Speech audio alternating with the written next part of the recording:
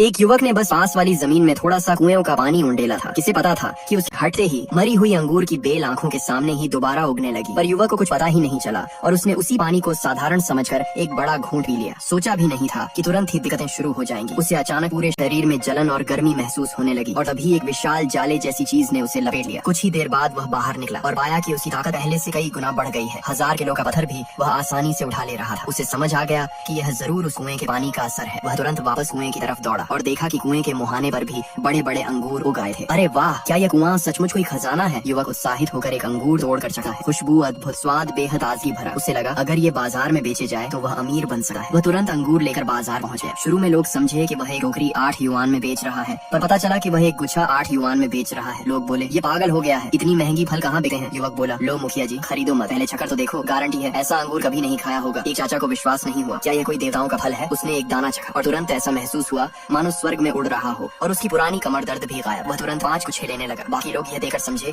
कि यह कोई नाटक होगा, पर जब उन्होंने भी चखा तो स्वाद इतना कमाल का था कि सब पागल से होकर अंगूर झड़ने लगे। उधर से गुजर रहा एक घर का मैनेजर भी उत्सुक हो गया। उसने भी एक गुच्छा खरीदा और मालिक को खिलाया। मालिक को लगा कि उसकी सांस लेना पहले से बहुत आसान हो गया। उसका दमा जैसे ठीक हो रहा था। उसने तुरंत मैनेजर को कहा कि सारे अंगूर खरीद लाओ, लेकिन युवक के अंगूर पहले ही बिक चुके थे। ज्यादा कमाने के लिए वह रात भर अपनी 2 एकड़ जमीन को साफ करता रहा। विभिन्न सब्जियों के बीज बोए और उन पर वही कुएं का पानी डाला। जब वह आराम से सोया तो खेत की सब्जियां पागलों की तरह बढ़ने लगी। सब्सक्राइब कर लो, पार्ट 2 जल्द आएगा। पार्ट 1 में आपने देखा उसकी सब्जियां पागलों की तरह बढ़ने लगी। अगले दिन जब वह जागा तो पाया कि खेत बड़े बड़े टमाटरों से भर चुका है। कुएं के पानी का राज किसी को न पता चले, इसलिए उसने जल्दी जल्दी सारे टमाटर तोड़ लिए और बाजार में बेचने चला गया। लेकिन इस बार उसकी एक टमाटर की कीमत 20 युआन थी। तुम पागल हो गए हो क्या? लोग 2 युआन में बेचते हैं और तुम 20 युआन में एक टमाटर। मेरे टमाटर बिल्कुल प्राकृतिक है, कभी कीटनाशक नहीं लगाया। मेरे टमाटर इतने अच्छे कि एक बार खाओ तो बार बार मांगोगे। पास खड़ा एक दुकानदार नाराज हो गया। उसे लगा कि चाहे जितना प्राकृतिक हो, इतने महंगे टमाटर कोई नहीं खरीदेगा। वह बोला अगर तुम ये सब बेच दोगे तो मैं अपने सारे टमाटर यहीं खा जाऊंगा। लड़का ये सुनकर मन ही मन हंस रहा था, पर तभी एक मैनेजर वहाँ पहले से ही छुकर सब देख रहा था। वह तो असल में अंगूर खरीदने आया था, लेकिन जैसे ही उसने टमाटर चखा ऐसा लगा जैसे स्वर्ग का फल खा लिया हो। उसने तुरंत सारे टमाटर खरीद ली। वह खुद को सू होटल का मैनेजर बताता है। उसे पता चला कि लड़के के खेत में अभी 2000 जिन और हैं, तो उसने वहीं 40,000 युआन ट्रांसफर कर दिए। पास के दुकानदारों की आंखें फटी की फटी रह गई। कौन इतना पागलों की तरह टमाटर खरीदा है। घर लौटकर लड़के ने हिसाब लगाया, थोड़े ही समय में वह अमीर हो जाएगा। पर तभी उसके क्लास ग्रुप में फोटो आई। सब उसका मजाक उड़ा रहे थे कि